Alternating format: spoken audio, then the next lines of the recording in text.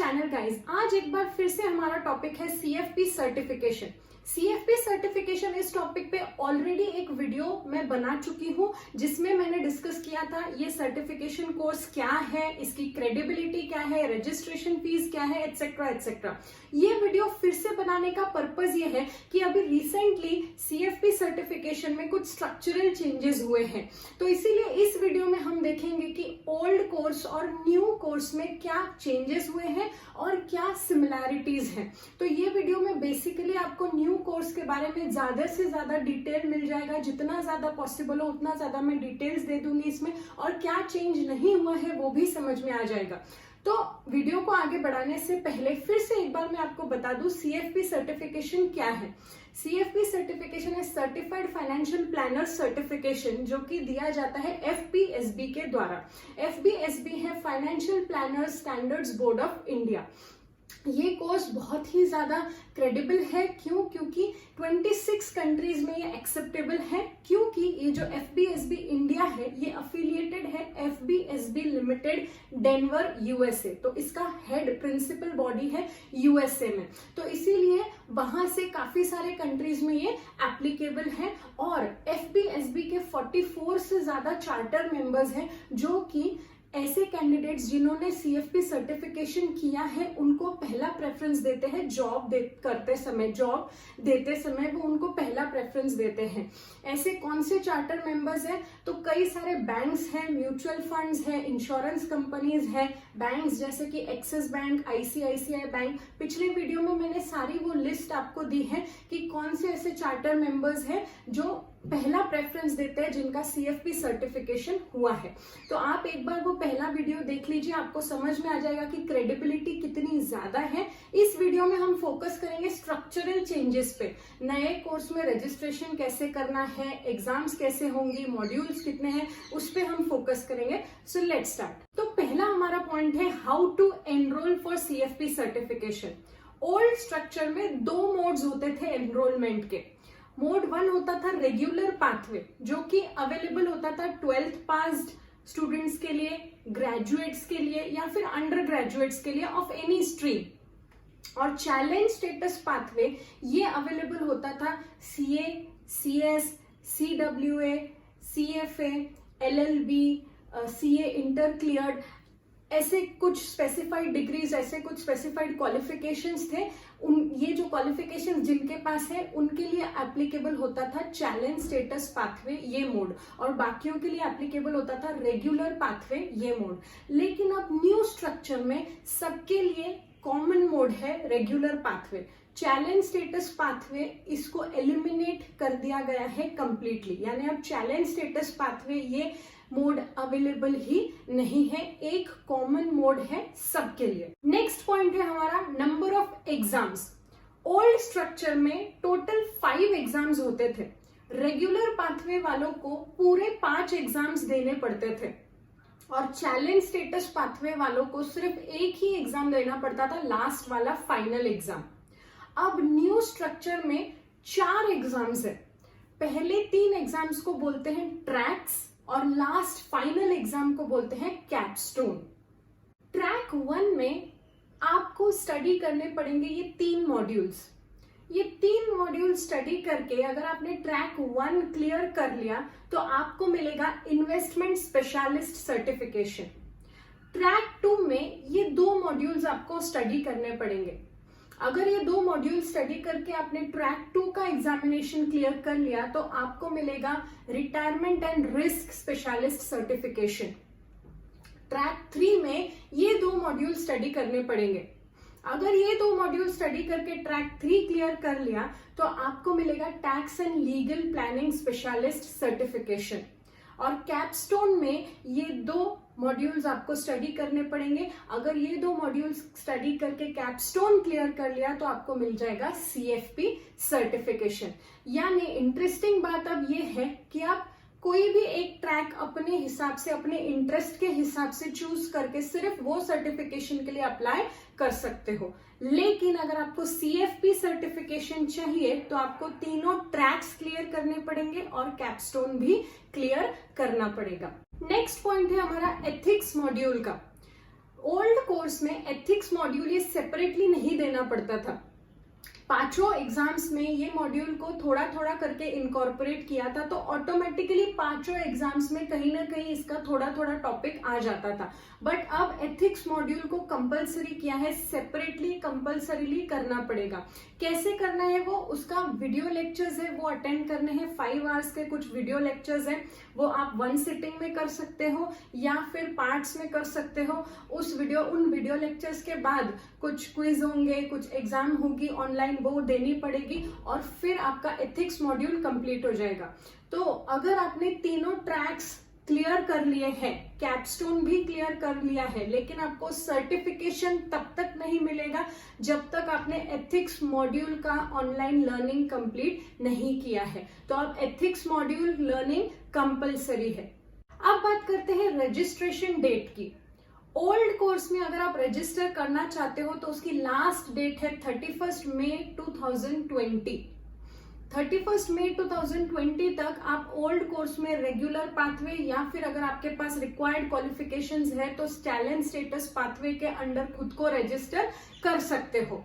लेकिन old course में register करने के बाद आपका लास्ट डेट है, एग्जामिनेशन देने का लास्ट डेट है 31 मार्च 2021, यानी 31 मार्च 2021 तक आपको ओल्ड कोर्स में सारे एग्जामिनेशन दे के क्लियर कर लेने हैं, तो ही आपको सर्टिफिकेशन मिल जाएगा। अगर आपने 31 मार्च 2021 तक ओल्ड एग्जामिनेशन के सारे एग्जाम्स नहीं दिए, क्लियर नहीं किए, तो आपको 31 मार्च 2021 के बाद ऑटोमेटिकली न्यू कोर्स में रजिस्टर करना पड़ेगा। अगर आप न्यू कोर्स में रजिस्टर करना चाहते हो तो रजिस्ट्रेशन शुरू होंगे 1 जून 2020 से। उसके लिए आपको FPSB की वेबसाइट पे जाके खुद को रजिस्टर करना पड़ेगा। अगर आप ऑलरेडी आज की डेट से पहले ऑलरेडी खुद को ओल्ड कोर्स में रजिस्टर कर चुके हो तो डरने की जरूरत नहीं है। 31 मार्च 2021 तक आपके पास डेट्स हैं, आप तब तक ओल्ड कोर्स में एग्जाम्स दे सकते हो। न्यू कोर्स ओवरराइड नहीं करेगा ओल्ड कोर्स को 31 मार्च 2021 तक, लेकिन उसके बाद न्यू कोर्स में रजिस्टर करना पड़ेगा अगर तब तक आपने एग्जाम्स क्लियर नहीं किए हैं तो। अब बात करते हैं बुक्स की, स्टडी मटेरियल की। देखो, न्यू कोर्स में आपको टोटल 3 ट्रैक्स और एक कैपस्टोन मिला के टोटल 9 मॉड्यूल स्टडी करने हैं। 9 के 9 मॉड्यूल्स आपको FPSB की वेबसाइट पे डिजिटल फॉर्मेट में मिल जाएंगे, अवेलेबल हो जाएंगे। लेकिन आपको एग्जाम देने के पहले कुछ कंडीशंस है। हर एक मॉड्यूल में कुछ 7 to 8 चैप्टर्स होंगे। हर चैप्टर के पीछे क्विज होगा, चैप्टर क्विज होगा, चैप्टर टेस्ट होगा, एंड ऑफ चैप्टर टेस्ट, वो आपको क्लियर करना है। एटलीस्ट 60% मार्क्स उसमें आपको लाने हैं। और ये हो गए चैप्टर टेस्ट। फिर पूरा मॉड्यूल जब खत्म हो जाएगा तो हर एक मॉड्यूल का भी एक टेस्ट होगा, यानी हर एक मॉड्यूल में जितने चैप्टर्स हैं उतने चैप्टर टेस्ट और 9 मॉड्यूल टेस्ट होंगे। और मॉड्यूल टेस्ट में आपको हर एक मॉड्यूल टेस्ट में आपको स्कोर करना है मिनिमम 70%। अगर ये क्राइटेरिया आपने फुलफिल किया तो ही आप ट्रैक एग्जाम या कैपस्टोन एग्जाम देने के लिए एलिजिबल हो जाओगे। यानी फॉर एग्जांपल आप ट्रैक 1 के 3 मॉड्यूल्स आप स्टडी कर रहे हो तो तीनों मॉड्यूल्स में जितने चैप्टर्स हैं उनके एंड में जो टेस्ट होंगे वो क्लियर करने पड़ेंगे 60% से, और 3 मॉड्यूल टेस्ट क्लियर करने पड़ेंगे। ये दोनों एग्जाम्स क्लियर करने के बाद आप ट्रैक 1 का एग्जाम दे पाओगे, एलिजिबल हो जाओगे वो देने के लिए। और वो एग्जाम देख के अगर आप क्लियर हो जाते हो तो आपको इन्वेस्टमेंट स्पेशलिस्ट प्लानिंग का सर्टिफिकेशन मिल जाएगा। अब बात करते हैं about how to study for CFP certification. देखो, ओल्ड कोर्स में 2 वेज होते थे, या तो आप सेल्फ स्टडी करो या तो आप ऑथोराइज्ड एजुकेशन प्रोवाइडर से एजुकेशन लो, यानी AEP से आप कोचिंग ले सकते हो। न्यू कोर्स के अंडर आपको 3 वेज है स्टडी करने के। पहला है सेल्फ स्टडी करो। FPSB की वेबसाइट पे सारे मॉड्यूल्स अवेलेबल है, चैप्टर एंड टेस्ट क्लियर कर लो, मॉड्यूल टेस्ट क्लियर कर लो, सेल्फ स्टडी करो। लेकिन सेल्फ स्टडी वाला पाथ चूज करने के लिए आपको एक एंट्रेंस एग्जाम देना पड़ेगा। They just want to make sure कि आप सेल्फ स्टडी करने लायक हो, आपको किसी एईपी की जरूरत नहीं है। इसीलिए आपको सेल्फ स्टडी अगर आप चूज करते हो तो उसके लिए पहले एक एंट्रेंस एग्जाम देना पड़ेगा। वो एंट्रेंस एग्जाम आपने क्लियर किया, फिर आप सेल्फ स्टडी कर सकते हो। दूसरा वे है आप एईपी के थ्रू एजुकेशन लो, कोचिंग लो। उसके लिए आपको कोई एंट्रेंस एग्जामिनेशन नहीं देना पड़ेगा। एईपी कहाँ होते हैं, कौन होते हैं, ये सारी डिटेल्स आपको एफपीएसबी की वेबसाइट पे मिल जाएगी। आप अपने हिसाब से एईपी को चूज कर सकते हो। फिर उनसे, आपके चोजन एईपी से आप या तो ऑनलाइन क्लासेस ले सकते हो या फिर डायरेक्टली उनके क्लासरूम में जाके, अगर वो फैसिलिटी है तो क्लासरूम में क्लासेस ले सकते हो। और तीसरा ऑप्शन कुछ ही लोगों के लिए है जिनके पास कुछ स्पेसिफाइड क्वालिफिकेशंस है। अब ये क्वालिफिकेशंस अभी तक एफबीएसबी की वेबसाइट पे लिस्ट नहीं हुए हैं। अब इनको ऑप्शन है कि ये कोई स्टडी मटेरियल बाय नहीं करेंगे और कोई मॉड्यूल टेस्ट या चैप्टर एंड टेस्ट नहीं देंगे, क्योंकि ऑफ कोर्स अगर स्टडी मटेरियल ही बाय नहीं किया तो मॉड्यूल टेस्ट और ये देने का सवाल ही नहीं आता। लेकिन इनको भी एंट्रेंस एग्जाम देना पड़ेगा जिसमें उनको मिनिमम 70% स्कोर करना पड़ेगा और उसके लिए उनको 2 ही अटेम्प्ट्स मिलेंगे। अगर 2 अटेम्प्ट्स में वो एंट्रेंस एग्जाम क्लियर नहीं कर पाए तो फिर उनको एईपी वाले रूट से कोचिंग लेना पड़ेगा। यानी कोचिंग लेने के लिए, स्टडी करने के लिए आपके पास 3 वेज है। सेल्फ स्टडी करो जिसके लिए आपको एंट्रेंस एग्जाम क्लियर करना पड़ेगा, एईपी के थ्रू स्टडी करो जिसके लिए कोई एंट्रेंस एग्जाम नहीं है, एजुकेशन वेवर के थ्रू जाओ उसके लिए आपको स्पेसिफाइड क्वालिफिकेशन लगेगा। अगर वो क्वालिफिकेशन है तो कोई स्टडी मटेरियल लेने की जरूरत नहीं है, चैप्टर एंड टेस्ट देने की जरूरत नहीं है, मॉड्यूल टेस्ट देने की जरूरत नहीं है, लेकिन एंट्रेंस एग्जाम देना पड़ेगा। अगर एंट्रेंस एग्जाम 2 बार में 70% नहीं लाते हो तो फिर एईपी के थ्रू आपको स्टडी कंटिन्यू करनी पड़ेगी।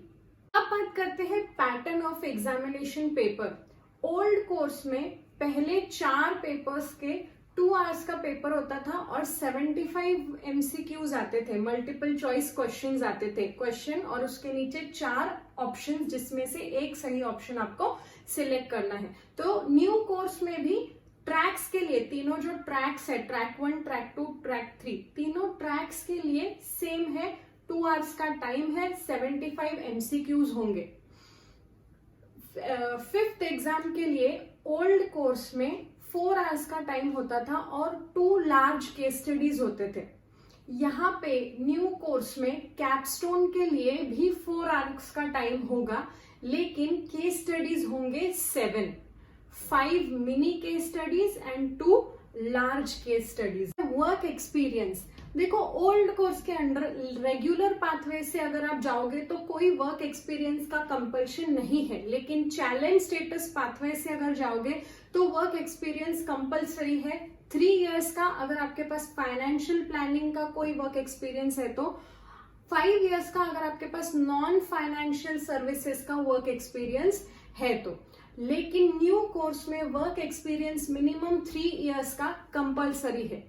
ये एक्सपीरियंस या तो आप सीएफपी सर्टिफिकेशन के पहले ले सकते हो या तो ड्यूरिंग द प्रोग्राम, जब आप सीएफपी सर्टिफिकेशन प्रोग्राम के लिए अपियर कर रहे हो, या फिर even after the completion of your CFP certification program. अब लास्ट में बात करते हैं फीस स्ट्रक्चर की। पूरा जो फीस स्ट्रक्चर का ब्रेकअप है ओल्ड कोर्स के लिए और न्यू कोर्स के लिए, उसका आपको स्लाइड मिल जाएगा वीडियो के एंड में। रफली अगर मैं आपको बताऊं तो ओल्ड कोर्स में अराउंड 35 to 40,000 फीस का खर्चा होता है और न्यू कोर्स में अराउंड 55 to 60,000।